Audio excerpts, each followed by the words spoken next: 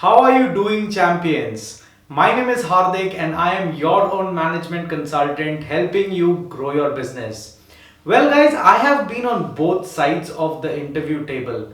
I have also taken interviews during my corporate life. I have also given interviews during my corporate life. Now, as an entrepreneur, of course, I take a lot of interviews to recruit for my company and for my lovely consulting clients.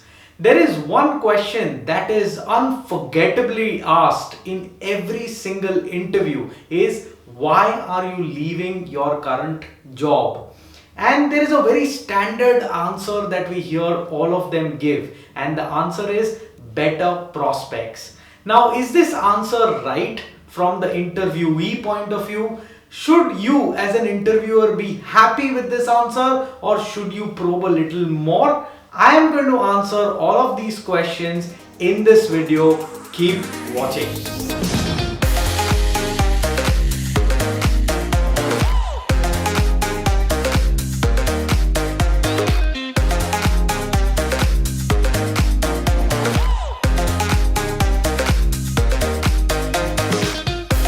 Welcome back, champions. Interviews are those small conversations that you have with a candidate to know if that candidate fits the requirement. In the interview you are trying to check what are his value systems, how does he take decision on his professional career, how does he give reasons to everything. Technically, you are checking for the maturity of that individual. More the maturity, more confidence you can have of this individual performing on the task given to him. A more mature person is easier to handle as well. And this one question that helps you gauge the maturity of the person is asking him, why do you leave or want to leave your current job or your current company? And like I said, we are going to be discussing the most common answer to this question, better prospects. Let's understand this term, better prospects. Better prospect has the word better in it. Better is a relative term, which means that there is an inherent question sitting there, which is better than what? Whenever somebody answers this question of why are you leaving your current job and the answer to that is better prospects, you must ask him better in terms of what. His answer could be salary is better here, or I'm hoping for, it could be a better designation, it could be a better profile, it could also be something else. Now, why do you need to ask this question? Like I said, it opens up the window to know the real reasons. Assuming somebody says, I am switching the job because of better compensation, then you should follow it up with the following questions. The first question that you must ask him is, okay, in your current job, do you think you are adding value for the company? Most often than not, in an interview, the answer will be yes. The second question that you want to ask this person is, how do you know that you are adding value?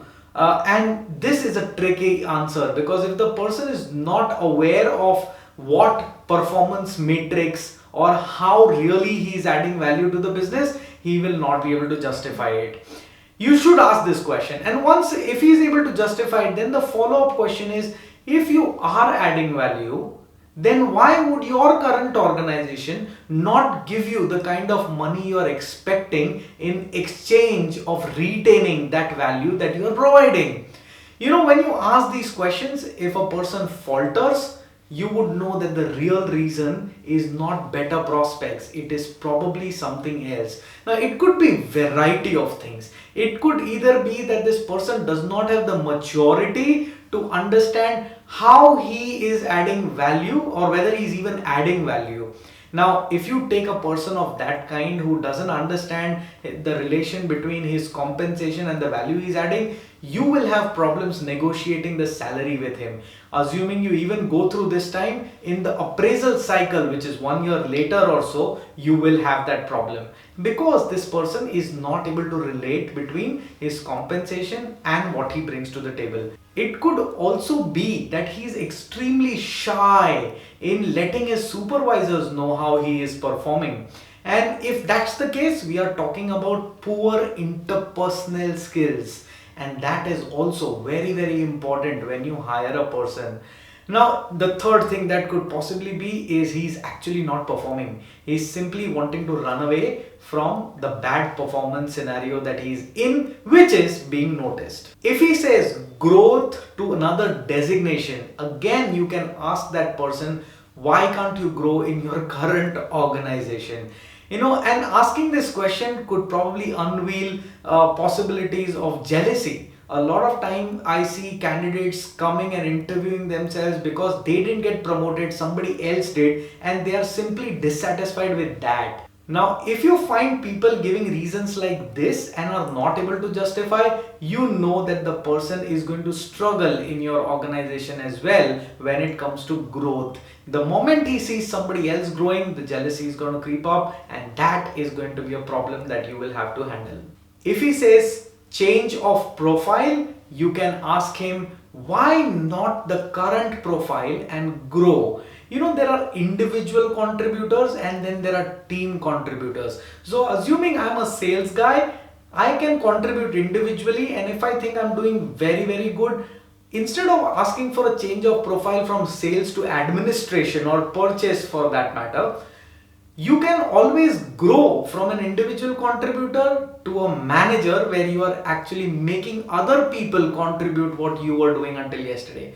So there is always a possibility to do more in the current space that you are in the current zone of work that you are in. Ask him this question, why not that? And when you ask him this question, probe him a little more, you may probably unravel the fact that this guy has a problem overcoming and managing challenges. Whenever a person encounters a challenge, he wants to run away from it. He probably manages it somehow until it comes to the point where he's just not able to manage it or live with it. He's going to run away from it. If that's the case, you know that this person is not good enough to be hired in a challenging environment. So if your organization has smooth flowing processes and everything is hunky-dory, you hire him. If that's not the case, which I'm assuming no organization will ever in their life have, then this person you may want to be a little wary of and not hire. You may also have a person who's looking to grow very, very quickly. Now, these are actually good guys, but they are sometimes too good to be hired.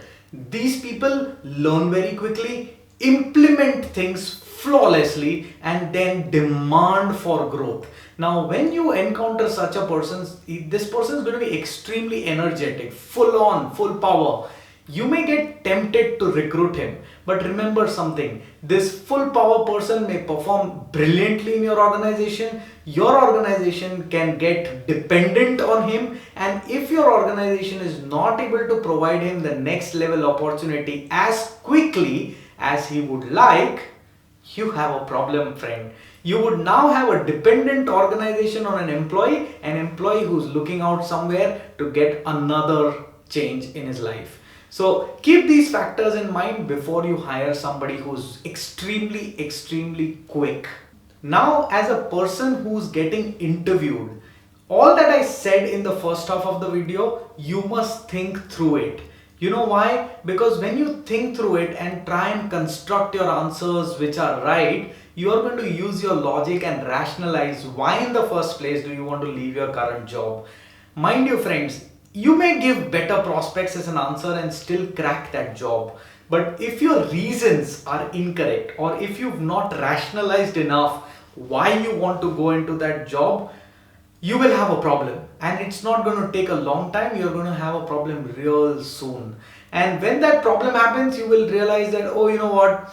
I was here with a problem and now I'm here with another problem. The only difference is this is a new organization. I don't know how to navigate this problem. That was the old organization. I at least knew how to navigate across the problem, but I didn't try enough. And that's a bad situation to be. So know the real challenges, learn to solve them. Challenges are always going to be there. Now, what's the answer therefore?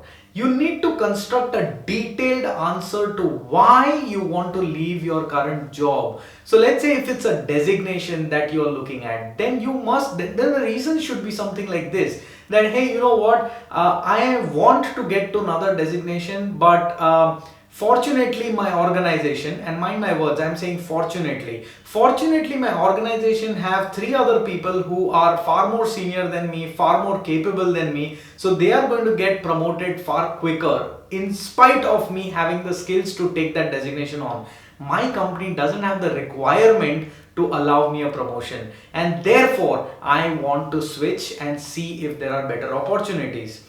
This sounds like a legitimate reason. Nobody is going to penalize you because you are wanting to grow faster relatively. I'm not saying the quick one faster. I'm saying a reasonable fast growth. You're ready for it? You don't have the designation available in your company and therefore you want it somewhere else. Good enough reason. Construct that reason and then say that instead of saying better prospects. Because again, your interviewer may miss this point. You should not, because you don't want a new job with the same old problem. I hope this video will help you take better interviews and appear better in an interview and rationalize the change of jobs. It's extremely important for my wonderful country to have the right people in the right company, because that's the only way all of us can grow and propel. So if you like this video, go hit a thumbs up. Do not shy at all. It's free.